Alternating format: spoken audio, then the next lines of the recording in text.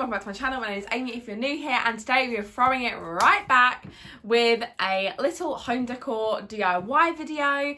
I've got a couple of pieces recently from the charity shops or up in our loft that I want to kind of do up so they fit in with the vibe of my room, so it feels very cohesive in here, which is kind of my goal. Everything in here is super neutral, but then I also have the last DIY, which is a bit of a Disney one, so if you'd like to see what I make, then just keep watching. So the first DIY, this is super simple, but I thought I'd show you how to do this in case you have frames that you want to change the colour of but can't get the artwork out of. This is going to be super simple. But basically, I've got two prints, both from charity shops. This was £3. I've already hauled this before, so if you want to see my home decor hauls, just go back and check it out. Sometimes I do them separately, sometimes I just pop them in my normal charity shop hauls. But anyway, I picked this piece up. This is £3, as I said, and it's just this really unusual artwork. Now, I brought this thinking it could go straight in my room, and I do have kind of these orangey wood tones, as you can see on my desk and on my bed, but I thought I wanted to kind of make this frame white or kind of a cream, just because then I feel the art inside will pop a little bit more, and I think at the moment it's just too orange for me. And I've also got this print, which is £1, and it's kind of this embroidered kind of cross stitch artwork, and I love the neutral tones in it. I like how it's animals because I like an animal. However, they've put it in the back, and I reckon I probably could pop it out, but I don't really want to risk it. So basically what I'm going to do with both of these pieces is I'm going to take off the artwork. I'm going to show you a really easy way to do that, to make sure you get no paint on the actual artwork or on the glass in this case, and then I'm going to spray paint them. You can obviously use normal paint if you wanted to. I just thought spray paint's a little bit easier. I've got a couple of, I think I have white and I think I have cream, so I'm going to debate which one to use, but let me show you how to take these off and then we'll get to spray painting. So to take these off, all you're going to need is some scissors, some sellotape. You can use it tape, masking tape, sellotape, whatever you have. I'm just going to use sellotape here, and then I'm going to use a plastic bag.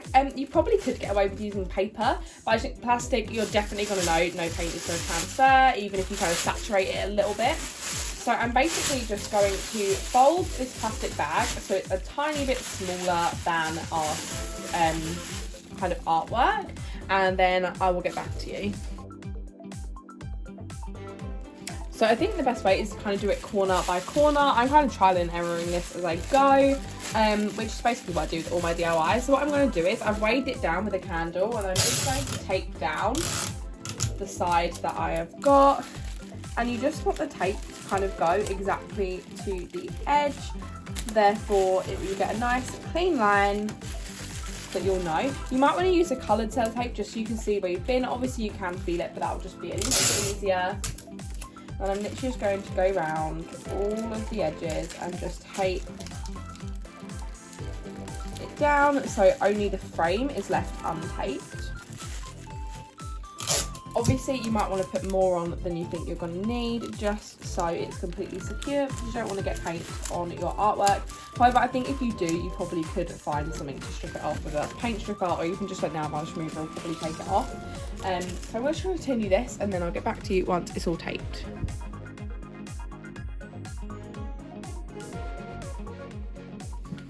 Perfect, so it might be a little hard to see, obviously, as it is plastic, so it's kind of good. But basically, the reason why I use this bag instead of kind of just taping up the whole thing, it just means you don't have to use as much sellotape. Obviously, the bits in the middle are going to be protected by the bag, and then obviously the sellotape around the side will protect the corners.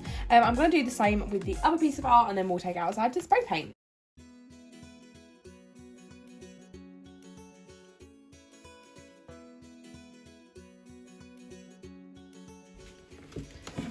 So as you can see from that clip, that was really difficult. The plastic was just too high up, and because this, as you can see, it's kind of a textured piece, the tape doesn't want to stick to it. So I'm going to go for paper and hope that not being so high up, it's not got to kind of fight with the tape so much. So I'm going to try paper, and if that doesn't work, then we might actually have to paint it by hand. And yeah, we will try paper, and then if that doesn't work, then that's fine. We'll just have to paint it by hand and just be super careful.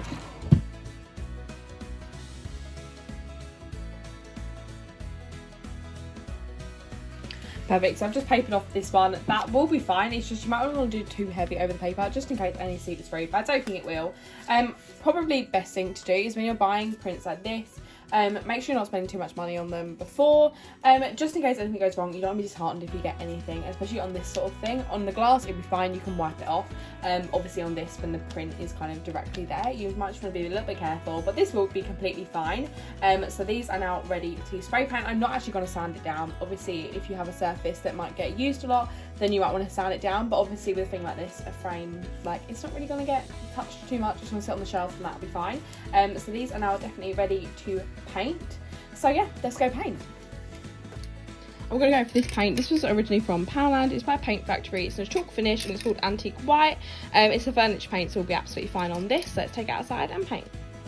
So as you can see, I put a bit of wood down and then a brick down. This is basically just so it props it up off the grass, just so you can get around the corners. And as I say, I'm going to use this spray paint. So you've got to shake it first and then just spray it on. This might need a couple of coats, so I will do this and come back to you.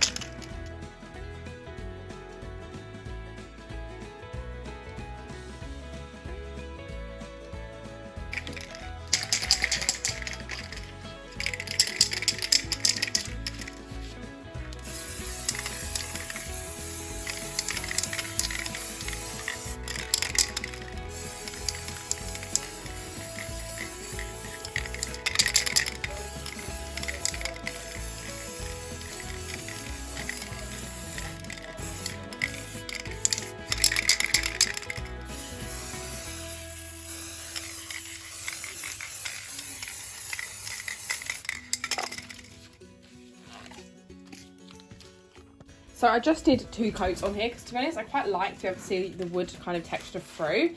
The black frame, where it was plasticky, as you can see, has cracked a little bit on the sides, but to be honest, I think it'll be fine once it's up on the shelf. Just watch out with what materials you're spraying. Check your spray paint, because I think, to be honest, that one was only meant really for wood, and I just put it on some plastic. So anyway, I'm going to peel this off and I thought I'd show you because I think it would be quite satisfying. Oh yeah, that's good.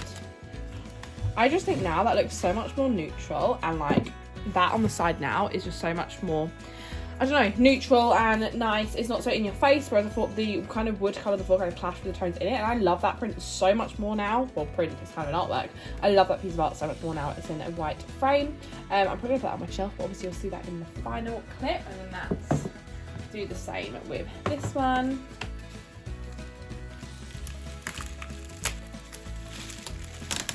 Also with that paint, it's quite, I wouldn't necessarily recommend that paint. It's very, very chalky, which is fine. It is a chalk paint, but it just means it crackles and kind of crumbles a lot. So I'm definitely going to have to hoover after this. So maybe try and find a different paint. I think more of a lacquer would be better rather than that. Just seems very chalky. There's a couple of bits I think I might have to tidy up on here. But in general, that works really well. Just make sure you're obviously getting the tape lines right to the edge. But there we go. So I'm just going to clear up these little edge bits and then you'll see the final result.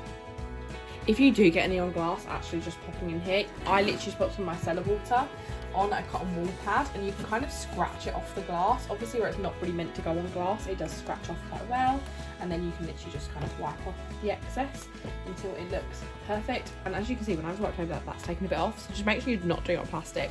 And I make these mistakes so you guys don't have to, so there we go.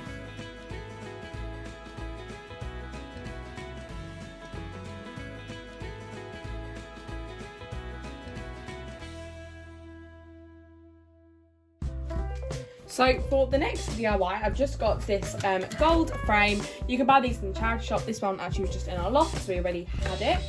And then I also found all of my Disney pins from when I've been to Disney before, and I thought these would be cute to go on display. I think some of these are really old actually, and then some of them are more recent. And I'm not really a pin collector, but I do know when I go, I'll probably end up getting a pin or two next time I go. And I thought instead of having them just kind of laying around, I thought I would make a frame to pin them on. Now obviously you can buy a corkboard and things like that, but I'm going to make my own, or try at least, with this gold frame, just because I think that's super pretty. So first thing I'm doing, I'm just going to take out all of it and kind of see what we're working with.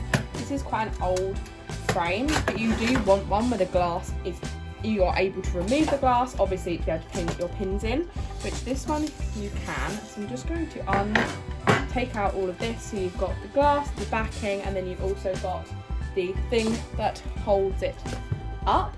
So I'm thinking I want to try and get it. I don't want to pin things directly through this just because it'd be quite firm.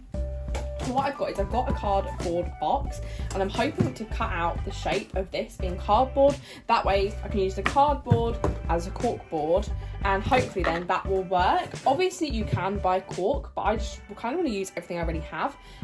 So yeah, I'm going to try and cut out the cardboard and get it to the right size, and then I'll come back to you.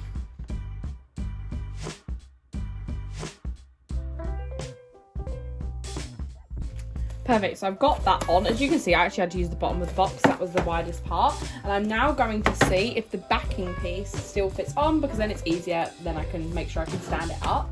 I do think it should. Yep, perfect. So now we've got that.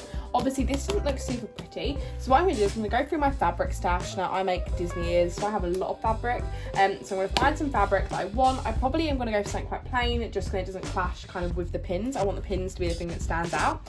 So I'm going to get some fabric out and then cover this, but I'll show you how I do that anyway. Now to find my fabric and choose one. So I found this purple fabric, and I think I will have enough, and I think the purple works quite well with the gold. So I'm literally just going to take the backing out, and I'm hoping I can just kind of wrap this around it and not really have to secure it. Obviously, if it's something you're going to be taking out and putting back in again, you want to secure it, but obviously this is kind of just going to go in and stay in. So obviously this is quite a scrappy bit of fabric, so I've just got to find a bit that will be able to go the whole way round. And then I'm just going to trim off any excess, because we don't really want too much bulk of the fabric. So I'm just going to trim off any excess, and don't worry, I always keep my scraps of fabric and then I'll use them in a different project, whether that is more Disney ears or anything really. So I think that's fine. What I'm going to do is I'm just going to turn it over, and then I can kind of see how much excess fabric I've got a little bit easier, and then as I say, just trim off any excess. You do still want to leave yourself a little bit just so you can wrap it around quite tight. But obviously you don't want too much to save, because it'll be a little bit bulky and probably a little bit harder to get tight. And obviously, as I say, it's going to be something you don't kind of pull out and put back in again very often, so it doesn't really matter what it looks like on the back. So I'm just going to kind of fold it in as best as I can. Obviously once it goes in the frame, it will naturally kind of get a little bit tighter anyway. I just kind of want to give it a little bit of a head start. And to be honest, this is just going to be something I'm probably going to fiddle around with until I like how it looks. It probably will be one of the things, kind of, you've got to get it in and just kind of play around with it until you're happy. I'm hoping as it's quite tight, it should fit nicely. Let's look at the front. Yeah, so once it's like that, you can kind of pull it tight, however tight you want it, and just pull the excess fabric down. And that's why it's good to leave yourself some at the back, just because then you can pull it nice and tight.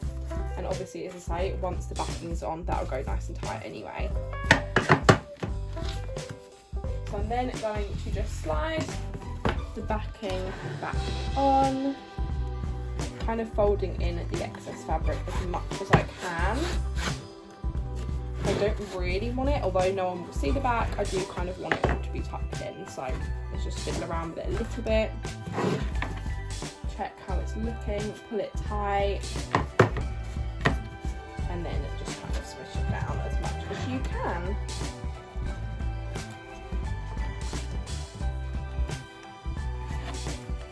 There we go. So I'm just going to fiddle around with this a little bit, make sure it's super tight, and then I'll be back to you. So that is how it looks. I think it looks super cute. And then what I'm going to do is I'm going to attach something on the back where I can put the backs of my pins in. But then all you can do is literally just kind of push them in like that, and you've got a very aesthetically pleasing pin board.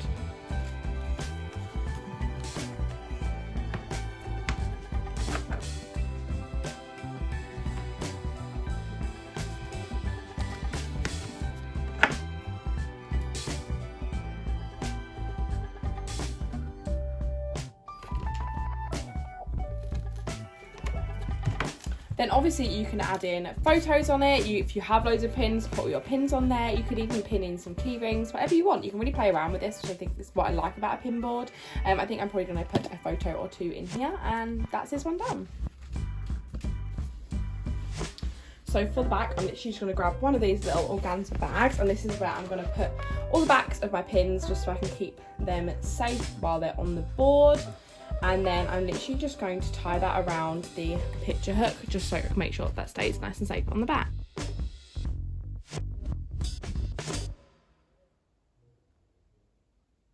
That's it for today's video. I really hope you enjoyed the DIYs. Let me know which one was your favourite below, and subscribe if you're not already, and I'll see you guys in my next one. Bye!